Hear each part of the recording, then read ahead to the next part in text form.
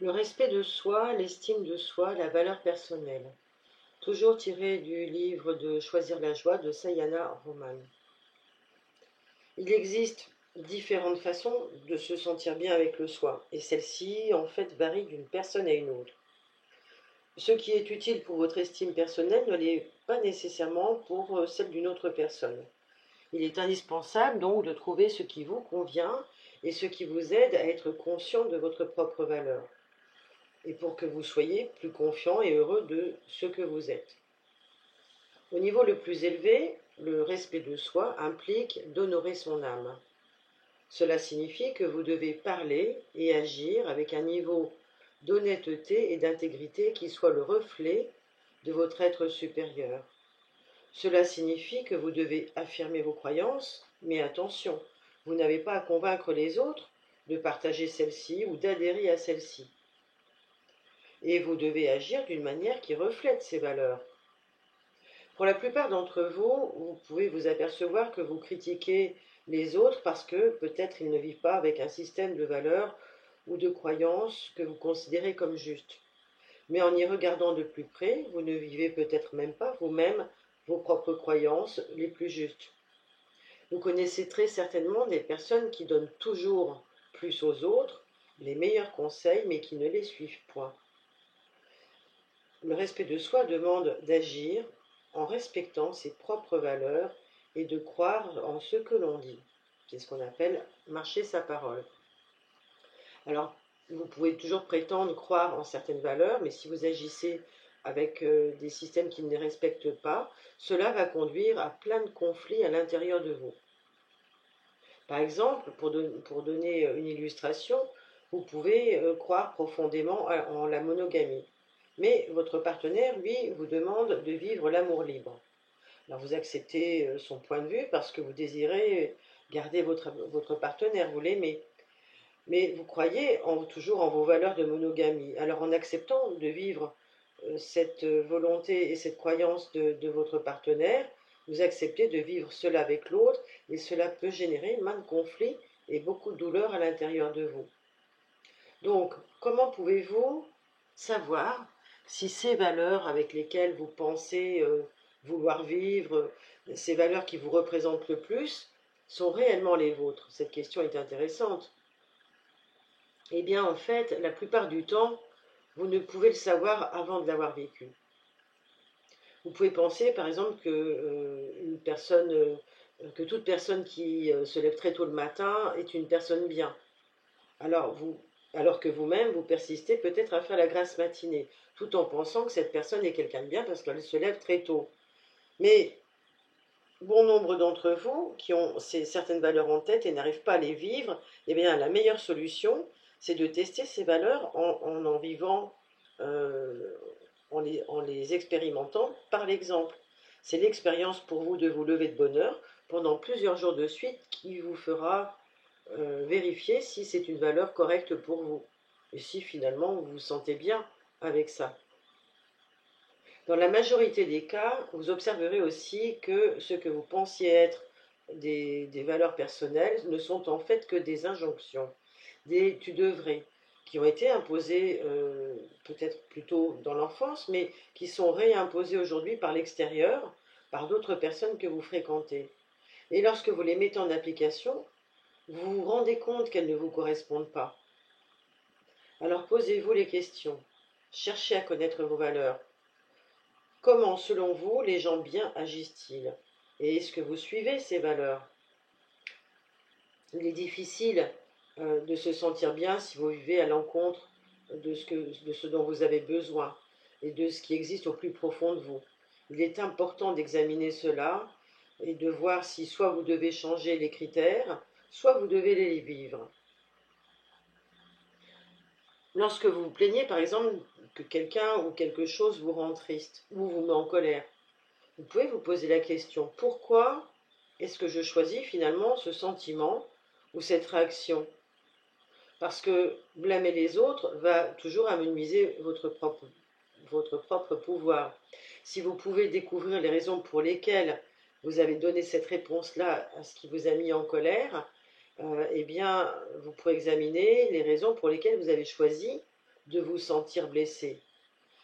À partir de ce moment-là, vous allez apprendre beaucoup sur vous-même. Et là, vous allez vous poser les vraies bonnes questions. Certains d'entre vous ont peut-être peur de perdre l'amour des autres au plus profond d'eux-mêmes. Donc s'ils prennent fait et cause pour eux-mêmes, ils vont avoir l'impression qu'ils vont perdre l'amour des autres.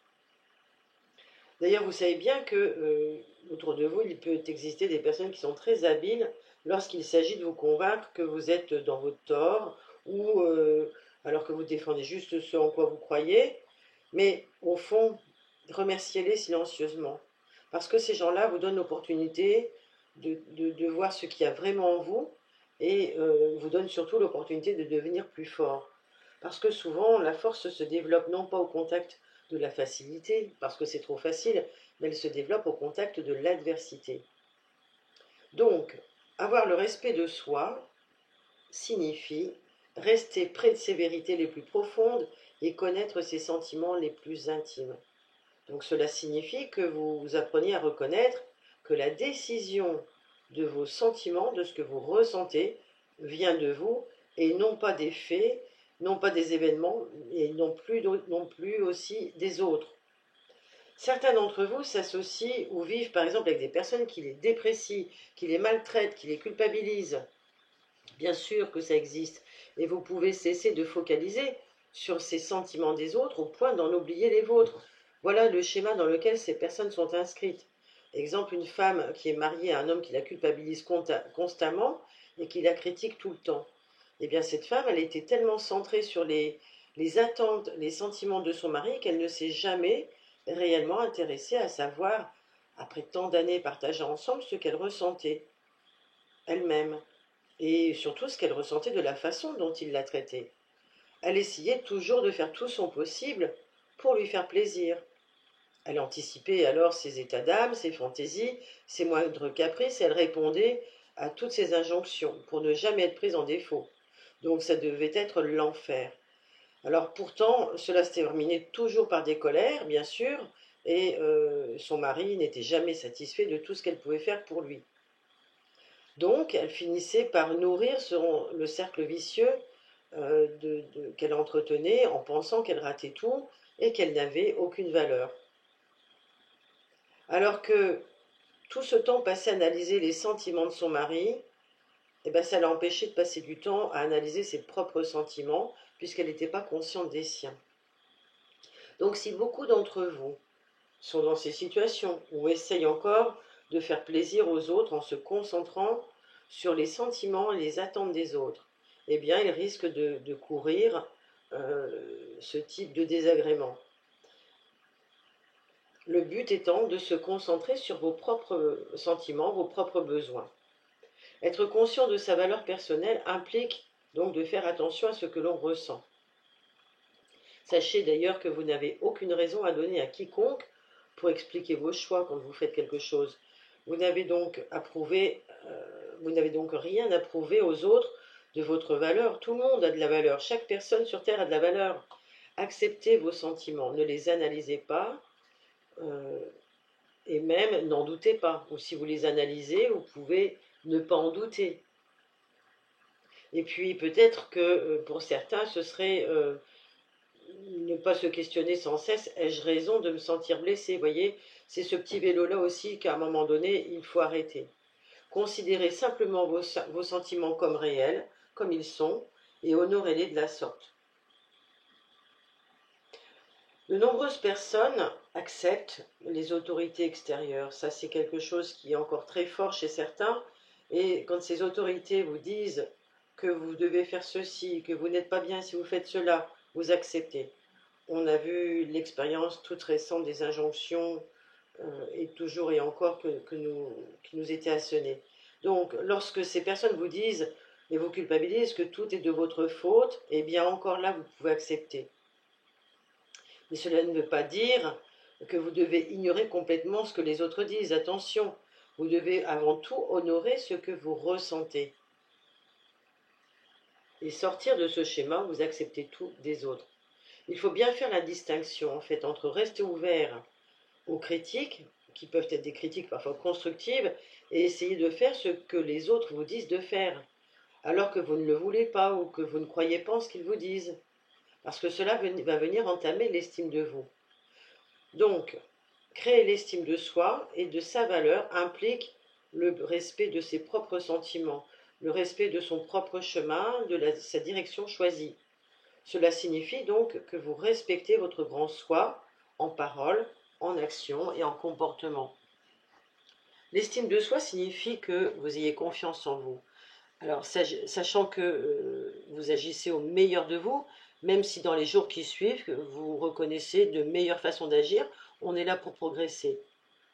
Cela implique aussi que vous sentiez que vous avez raison dans ce que vous faites et que vous sentiez bien envers vous-même à chaque fois que vous faites quelque chose et que vous prenez une décision. Certains, par exemple, peuvent être aussi toujours au maximum d'eux-mêmes. Ils se poussent et se défoncent pour y arriver, tout en sachant que quoi qu'ils fassent, eh bien, ça ne sera jamais assez. C'est un peu ce qu'on disait tout à l'heure. C'est un acharnement excessif qu'ils jouent vers un but qui n'est pas absolument nécessaire sur le chemin de la joie. Donc arrêtez-vous, prenez le temps de sortir de cela. Respectez-vous en écoutant votre rythme intérieur. Reposez-vous. Jouez, pensez et prenez le temps de rester en silence, de méditer, de voir ce qui est bon pour vous, à chaque fois que vous avez à entreprendre quelque chose. Accomplir des activités, eh bien il faut veiller à ce que ces activités vous nourrissent et qu'elles sont des moyens d'augmenter pour vous votre estime personnelle. Ainsi, vous n'attendrez plus que les autres vous respectent pour ce que vous faites, vous ne ferez plus pour les autres, mais par contre, vous allez attirer des personnes qui vont vous traiter de manière beaucoup plus positive. Et ces personnes, vous ne les rencontrerez pas tant que vous ne vous respecterez pas. Les autres personnes vous traitent de la façon dont vous vous traitez. Vous n'avez pas à perpétuer une relation avec des gens qui ne vous respectent pas, même si ce sont des membres de votre famille ou qui ne vous traitent pas bien. Si vous êtes en compagnie de telles personnes, agissez avec dignité et n'oubliez pas qu'elles ne vous respectent pas, de même façon qu'elles ne se respectent pas elles-mêmes. Elles n'ont certainement pas appris à se respecter. Alors vous pouvez toujours leur envoyer un message télépathique sur la manière dont vous voulez être traité, mais sachez que les gens ne vous manipulent que si vous les laissez faire. Vous n'avez pas à vous mettre en colère ou à réclamer vos droits, sinon tout cela va engendrer encore et encore des guerres intestines, des luttes de pouvoir. La meilleure réponse à apporter à ces situations est de rester centré, bien sûr, mais de garder votre cœur ouvert et de voir que ces personnes ne sont pas capables de reconnaître leur être supérieur. Il est donc impossible d'en attendre quoi que ce soit et de leur demander de respecter le vôtre et de vous mettre dans une situation d'égal à égal à ce niveau-là.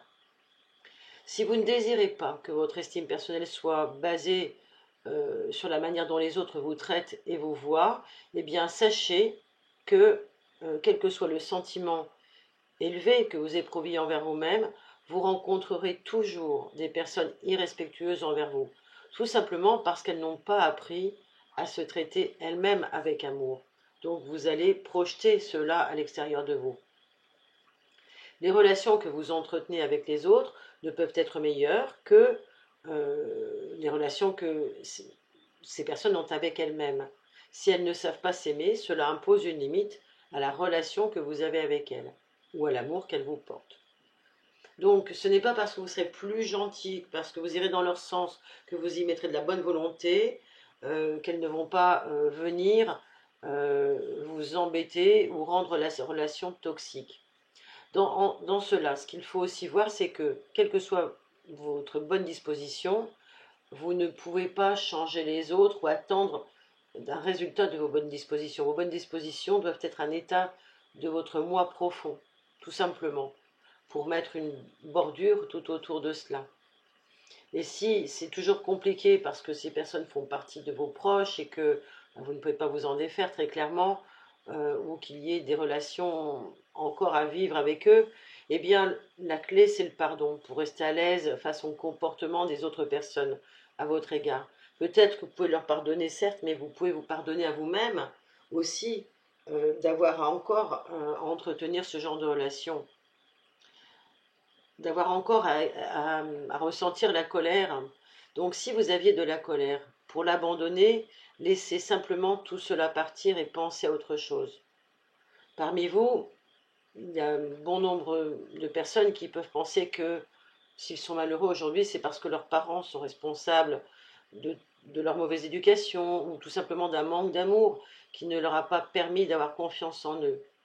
Alors aujourd'hui, vous ne pouvez plus blâmer vos parents si vous êtes adulte, parce que aujourd'hui vous êtes responsable de vos réactions à leur égard et de tout ce qui a pu être créé par ce manque de confiance. Alors par exemple, deux enfants peuvent vivre dans une famille à tendance négative et sur les deux, il y en a un qui pourra grandir avec une bonne estime de soi et l'autre pas du tout. Mais ça, c'est vous qui décidez ou pas à l'âge adulte de ne pas vous sentir bien ou de ne pas faire ce qu'il faut. Plutôt que de vous sentir accablé par votre enfance et votre victimisation, produite par l'éducation, comprenez bien que c'est vous qui avez le choix de modifier ces situations et d'apprendre, de permettre à votre âme d'évoluer. Vous pouvez vous dire, j'ai tendance peut-être à me faire avoir par les hommes parce que mon père me maltraitait. C'est un exemple. Vous êtes venu sur Terre pour apprendre certaines dimensions de l'amour. Et si vous ne les avez pas apprises par votre père, vous choisirez des hommes vivant les mêmes schémas, afin qu'ils vous enseignent ce que vous devez apprendre, que vous n'avez pas pu apprendre avec votre père. Par exemple, si vous avez été maltraité durant votre enfance, vous pourrez vous apercevoir que vous êtes attiré par ce genre d'homme, jusqu'au jour où vous déciderez de ne plus être traité de la sorte. Une des leçons que vous êtes venu apprendre dans cette vie est peut-être de vous aimer et de vous respecter. Alors, je vous invite à créer des situations qui vous mettent à ce défi. Dès que vous décidez d'agir ainsi, tous ces schémas répétitifs cessent. Je vous le promets. Chaque situation de votre vie est créée par votre âme dans le but de vous enseigner à développer plus d'amour et de puissance. Les enfants répondent naturellement de différentes manières à une même éducation, comme cela peut s'observer dans une fratrie chez des frères et des sœurs. Certains donc enfants réagissent aux énergies négatives qui les entourent en développant quant à eux de l'amour et de la douceur, et d'autres peuvent être si sensibles qu'ils préfèrent taire leurs émotions, ne pas ressentir ces énergies négatives et se couper de leurs sentiments au point de ne plus pouvoir les exprimer devenus adultes, et d'autres encore sentent qu'ils doivent s'endurcir, être forts et afficher une image d'invincibilité, d'invulnérabilité, d'insensibilité. Ils se coupent aussi de leurs émotions et de leurs sentiments. Alors, voyez donc que finalement, l'estime personnelle vient aussi de votre volonté de reconnaître et d'aimer ce que vous êtes maintenant, de partir de maintenant. Parce qu'il sera difficile de changer tant que vous n'accepterez pas déjà ce point de maintenant, ce que vous êtes dans le présent. Il n'y a que le présent qui compte. Et ce présent, c'était le même présent il y a quelques années lorsque vous étiez enfant. Donc vous voyez bien que c'est le présent qui compte. Lorsque vous vous respectez et que vous respectez vos sentiments, les autres ne peuvent plus vous affecter. Vous êtes à vous seul une individualité riche, riche de valeurs, et cela quel que soit votre passé, quel que soit où eût été vos pensées, et quel que soit où étaient vos croyances. Vous êtes la vie elle-même, la vie qui grandit, qui se développe, qui croît, qui monte, et toute personne détient sa valeur, sa beauté, son unicité. Ces expériences, même douloureuses, que vous avez vécues, étaient là pour vous enseigner à créer en réponse de l'amour dans votre vie. Donc il existe une différence subtile entre le respect de soi et l'égoïsme. Encore peut-être que certains d'entre vous pensent qu'ils ont le droit d'être en colère parce qu'ils ont été meurtris. C'est un sentiment légitime, une réaction légitime. Et voyez cela, en respectant les sentiments des autres, faites-le de telle manière que vous respectez aussi vos propres sentiments. Donc vous allez pouvoir vous placer à un niveau de subtilité affiné, dans la pensée, dans la parole. Et si vous vous mettez en colère et que vous criez, cela vous place dans une énergie, une vibration plus basse, dans une lutte de pouvoir avec l'autre, et cela va fermer les deux cœurs. Lorsque quelqu'un fait quelque chose que vous n'aimez pas, essayez d'ouvrir votre cœur avant de parler. Si vous choisissez de vous manifester, formulez cela comme un ressenti plutôt que comme une action subie. Vous pourrez dire « je me sens blessé » plutôt que « tu m'as ». Le « tu », les « tu m'as blessé ». Une manière particulièrement profonde est de formuler, reformuler, cela consisterait à dire aussi et à reconnaître en soi « j'ai choisi de me sentir blessé ». C'est de cette façon-là que fonctionne la communication non violente. Chaque sentiment que vous éprouvez émane de votre choix. Le respect de soi implique de savoir que vous choisissez vos sentiments à chaque instant. Au moment des temps de communication avec les autres, vous apprendrez donc à respecter leur être profond et vous vous sentirez de mieux en mieux. Et peut-être que sur ce chemin de développement personnel, vous avez pu déjà remarquer que lorsque vous exprimiez la colère ou la brutalité, cette oppression venait se situer au niveau de votre chakra poitrine et que vous sentiez moins bien après. Et au pire, même que vous pouviez ressentir un sentiment d'incomplétude. Alors que si vous y mettez votre amour, eh bien vous allez vous affranchir de ce ressenti. Mais cette chose à faire et ce comportement à adopter, pourquoi il est nécessaire? Eh bien parce que tôt ou tard, ces situations vont rester inachevées si elles restent dans la colère. Et cela va se produire toujours avec les mêmes personnes, mais en plus de ça, vous allez recréer une situation identique avec d'autres personnes qui vont, elles, vous permettre de résoudre cela peut-être avec plus de détachement, ou elles vont vous ramener de toute façon au curseur qui devrait être le vôtre dans le respect de soi. Donc, il est important de commencer le travail si vous en avez l'opportunité. Il est important de respecter les autres. Et si vous sentez que vous n'êtes pas respecté par autrui, eh bien, sachez que c'est pour vous apprendre la compassion et la douceur dans votre façon d'être, relationnellement parlant. Être sensible aux sentiments des autres, c'est être différent,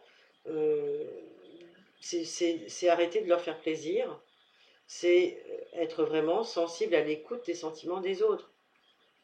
Alors gardez en vous le désir de discerner cela, de discerner leurs besoins et leurs attentes.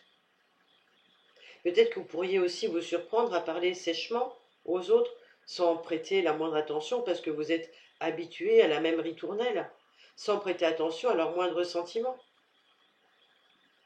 Est-ce que vous parlez aussi de vous-même de façon désagréable? Il est bon d'être conscient de l'énergie à chaque fois que vous émettez quelque chose envers les autres, parce que de toute façon, vous recevrez toujours cette énergie en retour. Soyez plus attentif également à l'effet que vous produisez sur les autres, car plus vous les respecterez et plus vous serez respecté. Respectez leurs valeurs, leur temps, leurs concepts, leurs idées, et vous remarquerez qu'ils respectent les vôtres. Respectez leur liberté, et vous remarquerez qu'ils respecteront votre liberté. Certaines personnes respectent vraiment les autres, et pourtant, vous me direz, elles ne reçoivent pas ce respect en retour. Alors dans ce cas, il y a encore une part d'elles qui pense ne pas mériter d'être aussi bien traitées. Il y a certainement une part d'elles qui est liée à un karma individuel, et je dirais aussi un karma historique. Nous en avons l'exemple même aujourd'hui.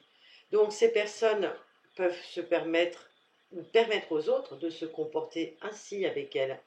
Il est donc facile de voir cela puisque nous avons l'histoire qui nous parle et qui se répète, et il est facile d'apprendre à se respecter lorsque tout le monde vous respecte.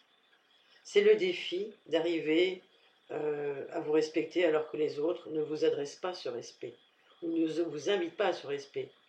Donc avant tout, pardonnez-leur et abandonnez tout désir de recevoir une quelconque validation de leur part dans les choix que vous ferez. Parce que si vous avez besoin de validation des autres pour vous sentir bien, vous perdrez votre propre pouvoir. Bien sûr, et pour finir, on sait tous qu'il est gratifiant de savoir que les autres croient en nous. On le voit avec les parents et les enfants. C'est comme ça qu'ils obtiennent la confiance en eux et le regard gratifiant des parents peut nous aider. Cela dit, une fois devenu adulte, si vous désirez être fort, vous ne devez pas ressentir le besoin que les autres agissent ainsi pour que vous ayez foi en vous-même, que les autres vous approuvent ou rentrent dans un système d'approbation. Si vous avez ce besoin constant d'attente, de validation, les autres personnes vont usurper à votre place le pouvoir et l'autorité sur vous-même. Alors que, au départ, tout simplement, votre choix peut être différent et votre vérité, votre besoin peut être différent de celui du voisin. Donc la seule erreur possible est de ne pas respecter votre vérité et de vous fier à la vérité des autres, même si elle ne correspond pas à votre vérité. Au niveau, par exemple, de la réincarnation, certains y croient, certains n'y croient pas. Voilà. Alors il se peut que ça permette à certains de rendre la vie plus joyeuse, tout au moins de donner un peu plus de sens à ce que nous vivons. Mais quelles que soient les croyances, vous devez les respecter et rester ouvert à de nouvelles manières de penser pour vous ouvrir, parce que cela peut vous apporter encore plus de joie dans la vie. Vérifiez un petit peu toutes les croyances et les pensées automatiques que vous pouvez avoir. Si cela sonne juste pour vous, vous respectez votre vérité, et puis vous pouvez l'affirmer haut et fort en ayant la foi. Et puis en même temps, ça vous permettra de maintenir votre bon niveau de compassion envers les autres personnes. N'oubliez pas que vous comptez, que c'est vous qui êtes le plus important, et que pour avoir une contribution unique et spécifique à apporter au monde, eh bien, il faut reconnaître que votre être est spécial et unique. Vos rêves, vos buts sont aussi importants que tous ceux d'une autre personne, aussi proche ou aussi éloignée soit-elle. En exercice, pour terminer, on pourrait vous proposer de penser à un schéma comportemental dont vous semblez faire régulièrement l'expérience au quotidien avec les gens qui vous entourent. Essayez de le retrouver, ce schéma, si vous en avez plusieurs, c'est parfait, écrivez-le. Ensuite, une fois que vous l'aurez bien repéré, détendez-vous, relaxez-vous et entrez en vous-même. Questionnez à l'intérieur de vous la partie de vous la plus sage, la plus profonde, afin que cette partie vous montre ce que vous devez en apprendre. En quoi cela vous apprend-il le respect et l'amour de vous-même? Vous pouvez faire cet exercice en méditation. Ensuite, vous pourriez développer et voir quelle qualité d'âme vous pouvez approfondir dans cette optique. Par exemple, est-ce que c'est votre compassion? Est-ce que c'est votre honnêteté? Est-ce que c'est votre besoin de vérité, d'amour de soi, d'humilité, de douceur ou de responsabilité? Voilà. En tous les cas, vous aurez une réponse par rapport au schéma que vous avez vous-même énoncé. Je vous remercie pour votre écoute et je vous dis à très bientôt pour le prochain chapitre. Si vous avez apprécié, likez bien sûr, et puis partagez au plus grand nombre, partagez sur vos réseaux sociaux et abonnez-vous à cette chaîne pour être informé des prochaines parutions. À très bientôt.